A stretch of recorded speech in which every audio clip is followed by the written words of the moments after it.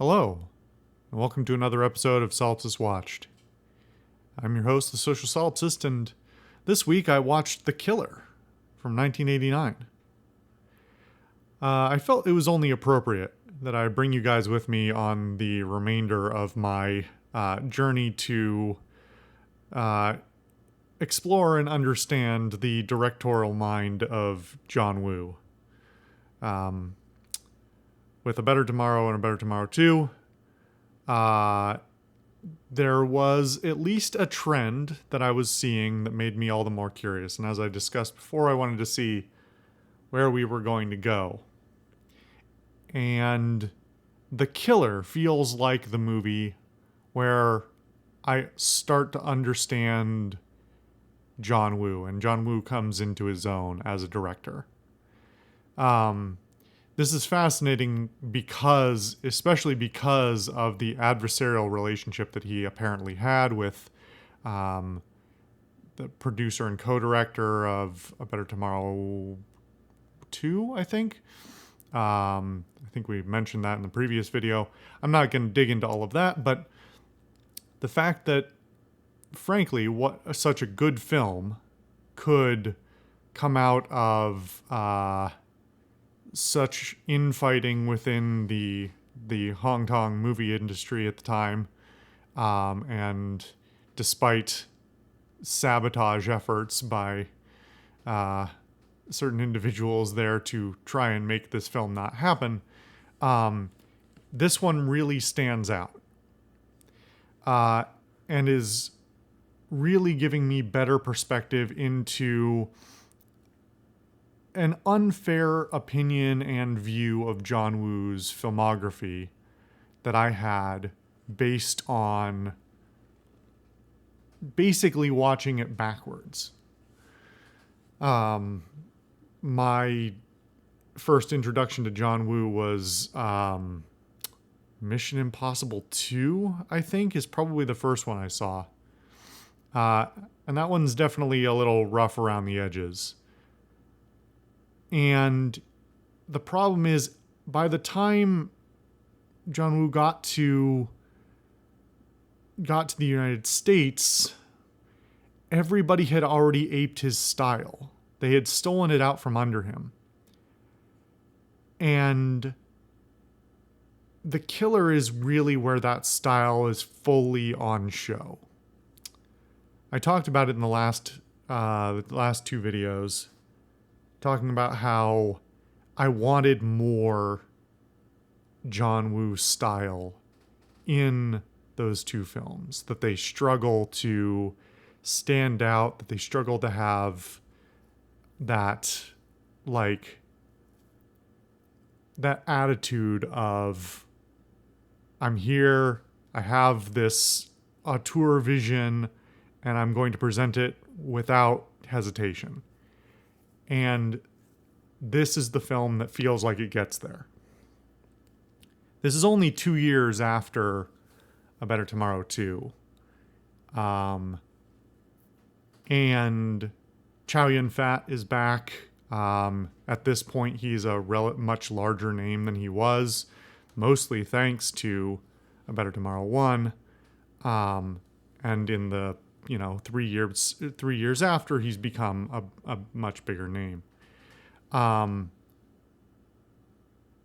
going to avoid a bit of the production story. If you want to read that, there's articles and Wikipedia for that. But everything is in pretty top form here. There's definitely some elements of it that are still a little rough around the edges. Camera quality, film quality, all suffers a little bit. But overall, this is well and above either of the prior two films in basically every category. Chow Yun-fat puts on a great performance as usual, with a variety of different characters, some played by people that we've seen in the previous films, some new faces. Danny Lee as the sort of foil to Chow Yun-fat's character is fantastic. They play great against each other. And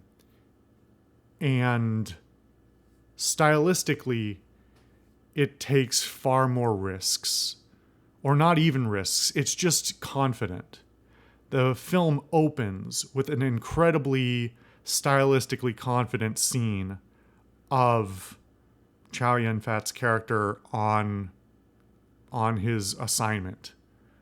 And it is shot fantastically. The choreography is the camera movement is really deliberate. The choreography is inventive and interesting and dynamic.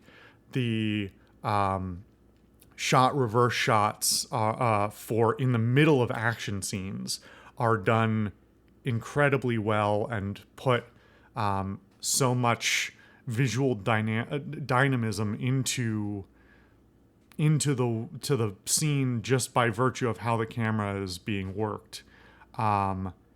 It's truly a breath of fresh air right from the beginning.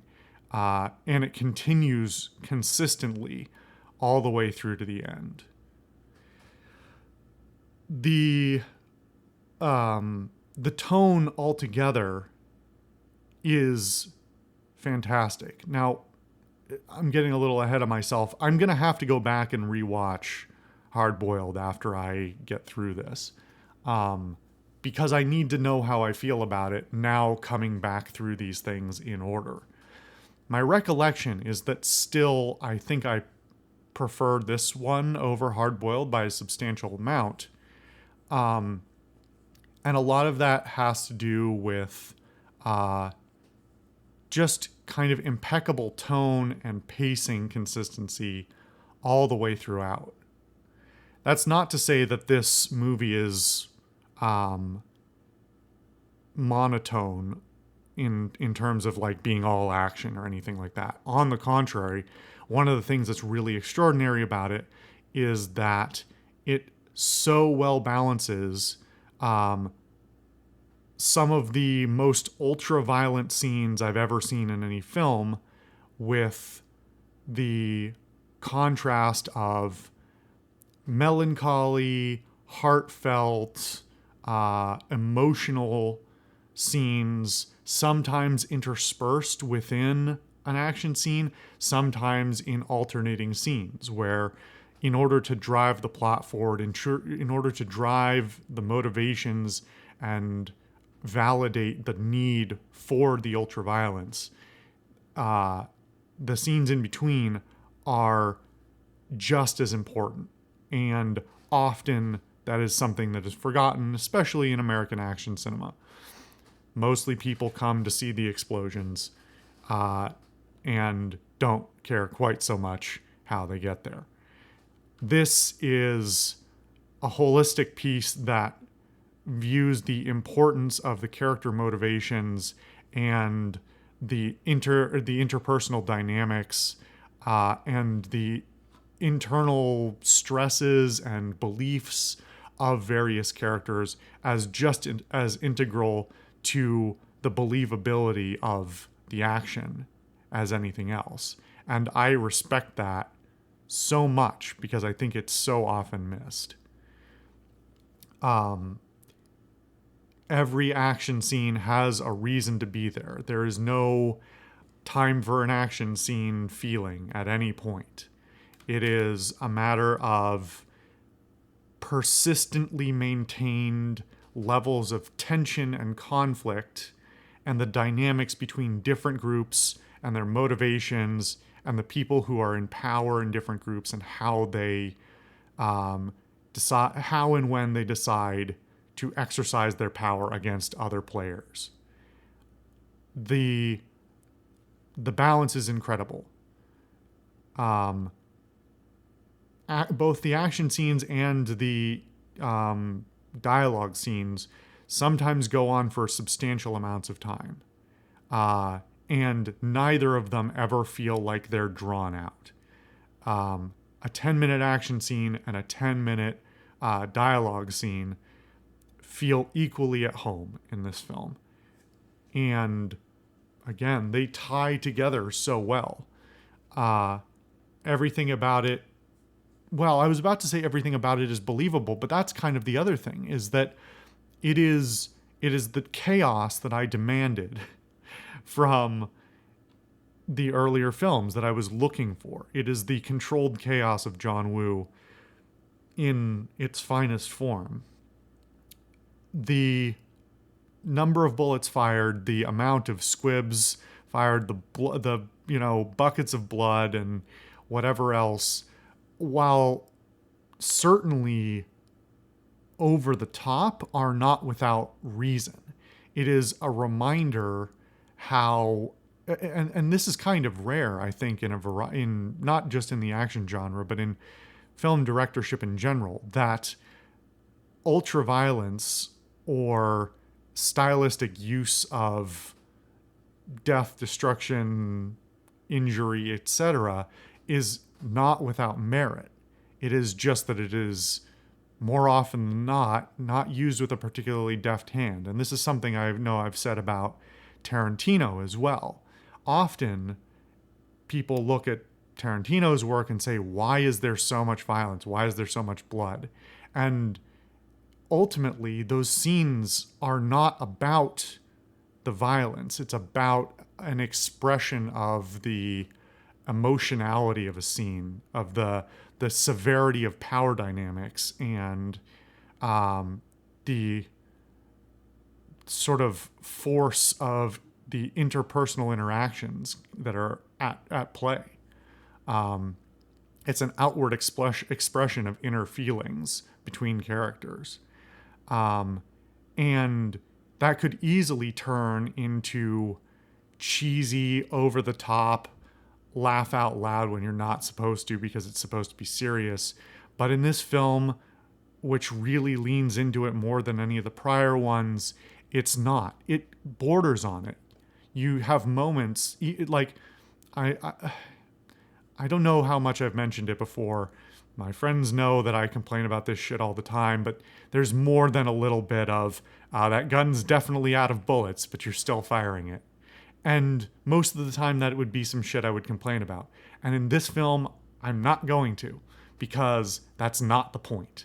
The point is not realism. The point is the suspension of disbelief for the sake of echoing these character dynamics, these emotions that are coming out of these characters with a belief that they have to do whatever is necessary to survive, to get to the next thing, to save somebody, to complete their job, whatever it is.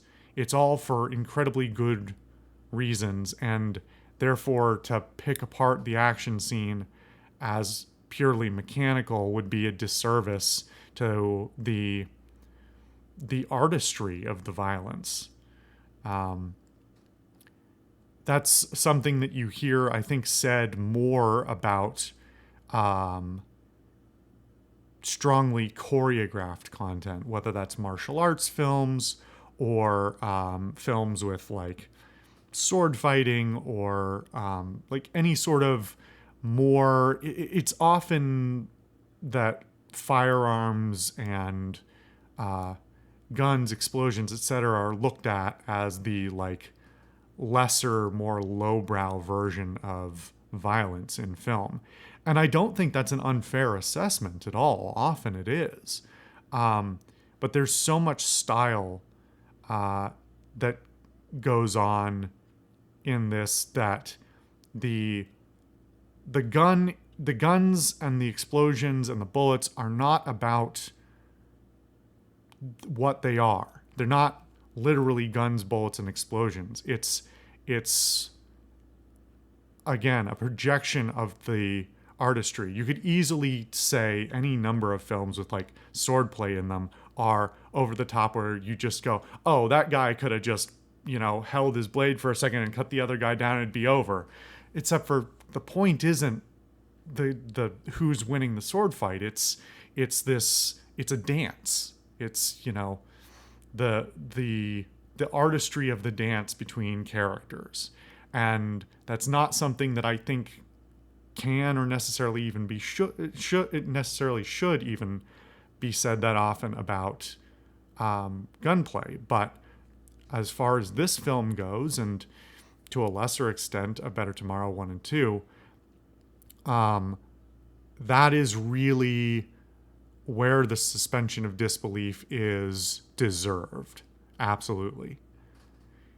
And to come back to what I was talking about at the beginning, this is the problem with Wu's later films, partially because he didn't have artistic control, things like that, once he moved into Hollywood, and the kind of environment that he was working in and the things that the studios demanded did not give him the freedom to make things quite as truly unrestrained. It was very calculated at that point, but also that this movie in particular, The Killer, as well as a few of his others that would follow, by that time, by the time he reached Hollywood, had been successful enough and permeated the minds of enough directors and writers in the Hollywood space that his own style had sort of not been outdone. So many people continue to this very day, continue to try and directly ape his style and one-up him. But I don't think this is something that can be that easily. You can't just steal stylistic elements and have the same artistry come out. And that also gets to this issue of the dynamics between characters and the writing that's going on. This is a much more narratively complex film than A Better Tomorrow 1 or 2, but you can see some of the through lines as well as ones in Hard Boiled. Wu clearly loves to have morally gray characters or morally black characters who are actually good people, and loves to touch on topics of corruption and government ineptitude and issues with the police and all these other things. And they really come to a head here, while they're sprinkled throughout the other three of his films that we've watched thus far. They are in top form in this film, where the two main characters, coming from these two different, sides of a conflict, for want of a better phrase, the camaraderie between them, which again is a thing, this sort of understanding between opposing characters. It's in the other films, but it's most apparent here. And I think this also gets into another problem of what happened in the years between this and when Wu would try and make a resurgence in the US, and why even those that did, whether it's him himself doing work in the US or other people trying to ape his styles, I think what doesn't work is latent homophobia. Stick with me for a second. I promise there's an explanation here. I talked about it a little bit in some of the previous videos, but American action cinema has a huge problem with its interpretation and presentation of masculine character, right? And I could get into a long tangent on the issues of toxic masculinity and how, the American vision of what a man should be, let alone an action hero, is so bizarrely out of whack that trying to build a real, believable, likable character on that is almost impossible. But what fascinates me most, having watched A Better Tomorrow 1 and 2, and now this film, is the the lack of homophobia. I mean, it's weird to phrase it that way, but that's really what it is. American action cinema is largely just inherently homophobic. And I don't even mean that in the sense of like the sexuality is unacceptable, but more in the ways that homophobia then permeates American culture in general, to the point where two men are not allowed to have emotional connection with each other because it is interpreted as latent homophobia, as sexual in some kind, and the idea that you have an emotionality is a feminine trait or a homosexual trait.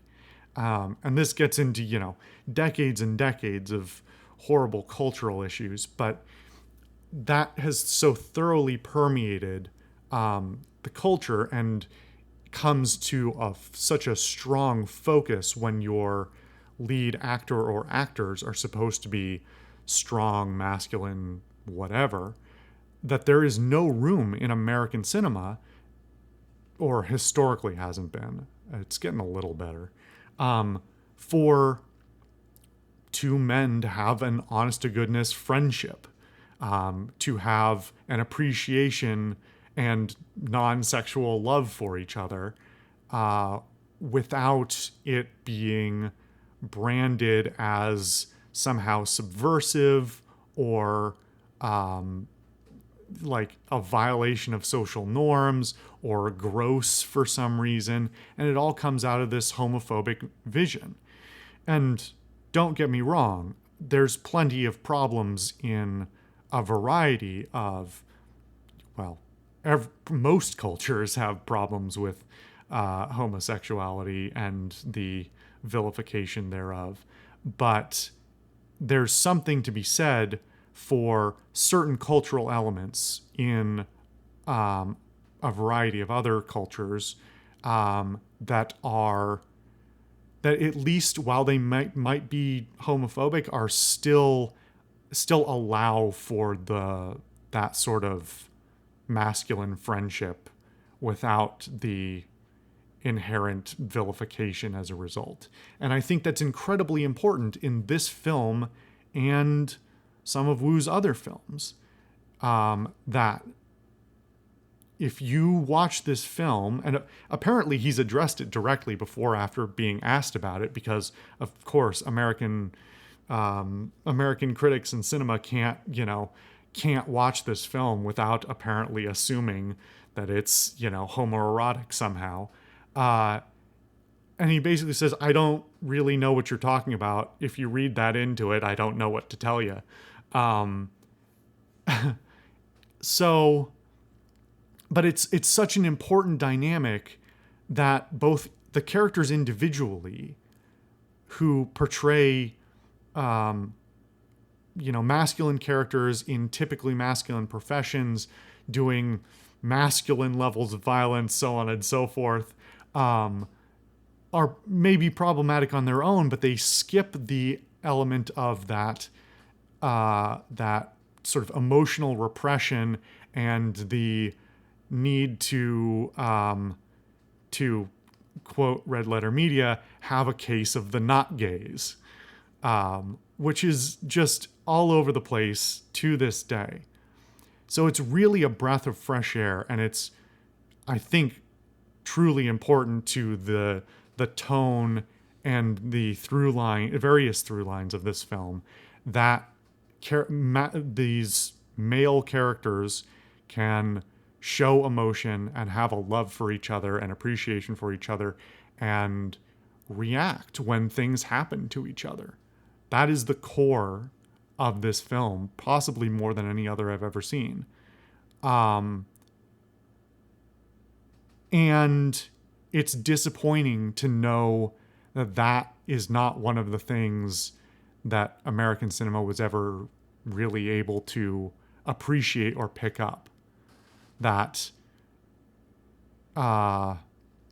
American action cinema would take all of the style and none of the soul of this and other Hong Kong action films, and not ever be able to appreciate the way that strong emotional reactions can have a deep effect on the quality of the narrative and the quality of the plot and the driving forces that motivate, in this case, an incredible amount of violence. It's really, really important. There's a lot of other things to praise about this film as well. The music's pretty great. Apparently, that was a sore spot between John Woo and the rest of the production. I'm glad that he seems to have won out on that one, because I think the soundtrack is really solid. Like overall, there's some of the same issues that I've talked about before of some ADR issues, although less than before.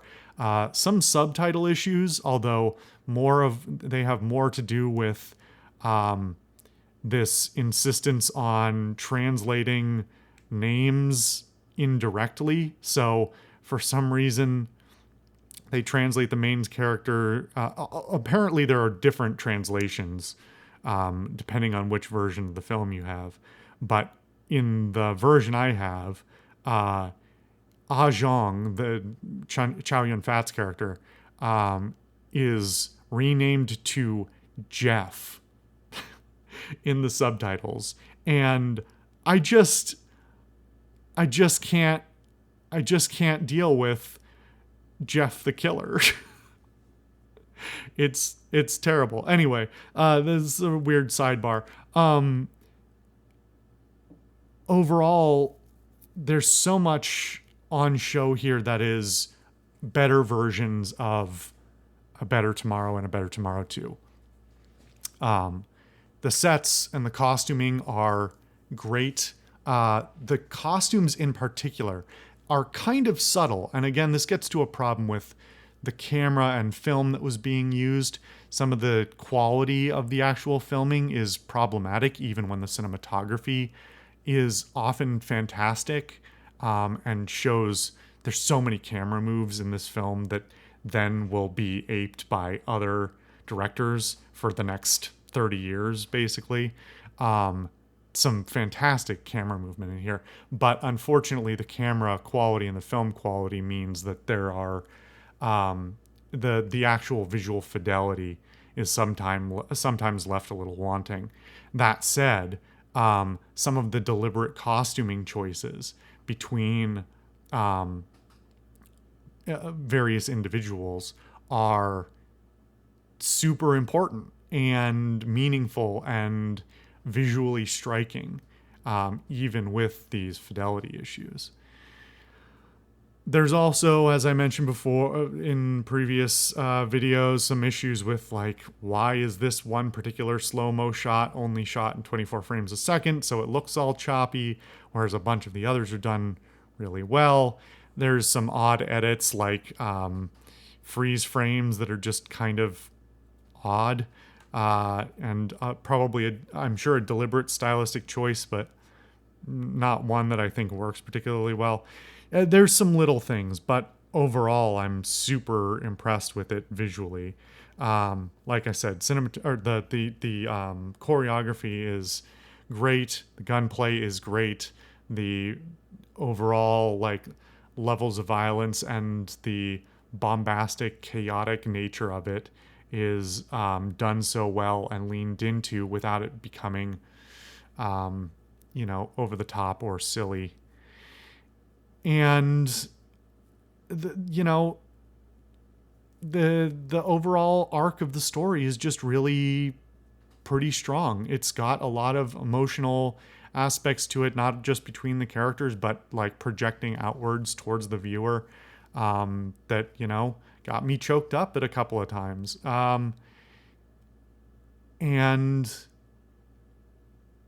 It's just an overall much much stronger movie than A Better Tomorrow or A Better Tomorrow 2, but it's also a much stronger movie than a lot of action films I've watched ever. It's definitely one I'm going to come back to. And I appreciate its existence very much, and I wish I had known about it sooner. If you are somebody who enjoys action cinema of various kinds, whether good or bad, I think this is a meaningful watch.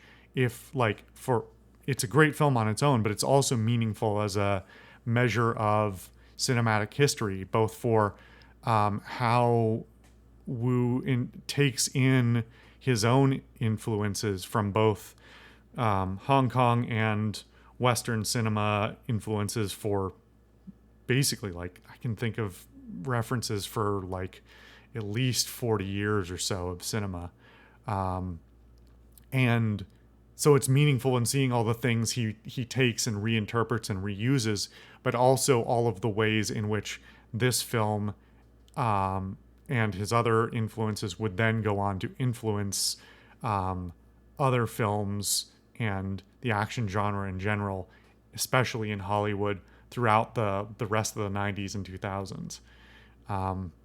And so if that's the kind of thing you're interested in, like I am, then even if you have no other reason to watch it, which I'm confused why that would be the case, but anyway, it's good. It's good. It's meaningful. It's a historically relevant and cinematically important film, as well as just being solid. Anyway, this has become a mess of a video, but thank you guys for watching another episode of Solipsist Watched. I've been the Social Solipsist, and I'll see you guys next time.